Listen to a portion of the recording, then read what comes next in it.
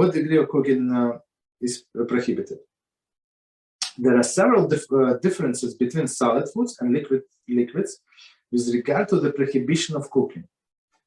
The first distinction concerns the point at which these items are considered cooked, solid foods, the Torah prohibition.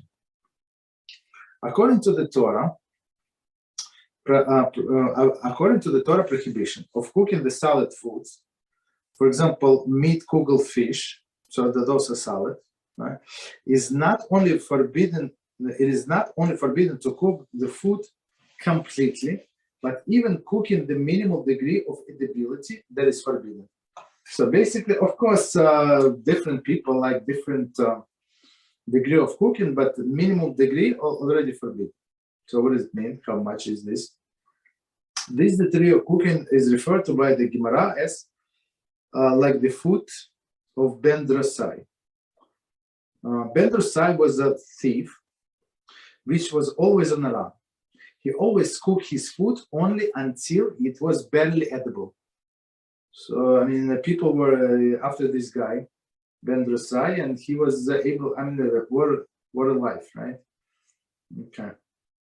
So he would cook food only barely edible. So our sages today, they say it's 1/3 or 1/2, but we're trying to follow the stringent opinion. So in this book, in general, in life, we're trying to follow the stringent opinion, meaning that most of the poskim would be on our side. They would agree, yes.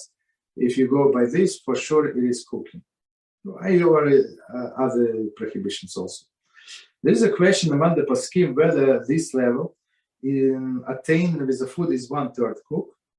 This is when it has been heated for 1/3 of the normal cooking time. Right? So if it's for the cooking time 1 hour, so 20 minutes. So if he cook for 20 minutes, according to this strict opinion, so it's already cooked. I mean, it's not raw already. It's not to your best preference, but you can cook. You can eat if you're very hungry. You'll eat. Or 1/2 cooked. There is a cook to the 1/2 of normal time. So that's already like much more edible. For example, if it would take 2 hours for a certain food to be cooked, starting from when the food reached the temperature of Yatz Bo, see below page 17, we're going to get to it. So Yatz Bo, it's already, just so we understand, it's a minimal temperature with which the food is going to cook. So until the water or whatever stove reaches this minimal temperature, the food is not considered to be cooked. Cooking. The cooking process did not start. Okay. Then after cooking the food for 1 hour, the food would be considered half cooked. Right? So that's the definition. So first, so it's not from the second, as we said, that it heat like for example, somebody who wants to boil potatoes, right? So it's not from the second you put potatoes in the water. No, it's actually from the time when the water got to a certain degree. So we're going to check, right? What is Yatz Bo? So it's a temperature capable of cooking. Okay, so basically, if we said half, if he cooked for 1 hour, that's it. He's out. Okay. Okay. Then after the cooking the food for 1 hour, and the food would be considered half cooked, after 40 minutes, it would be considered 1/3 cooked. Right. So we said we calculating from 2 hours. Okay. So 40 minutes is 1/3. We follow the stringent view and consider 1/3 cooking violation of the Melacha. So since, as we said before, this is biblical Melacha of cooking, so we're trying to go with biblical, especially we're trying to go stringently. Okay, but in cases of the need, as we're going to discuss, it's like, I don't know, we're going to give example in some desperate situations. So we say, okay, let them cook up to 1/2. Okay. Nevertheless, the food. Okay. Nevertheless, a food that has already been cooked, like the food of Ben Durasai or more, is still subject to the Torah prohibition of cooking. It may not be cooked to yet greater degree of eatability, up to the point of the fully cooked.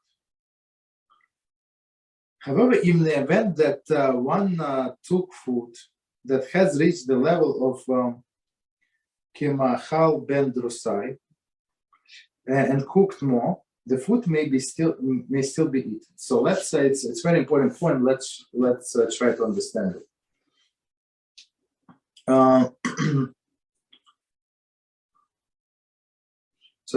So we're talking about the food. This what is it called?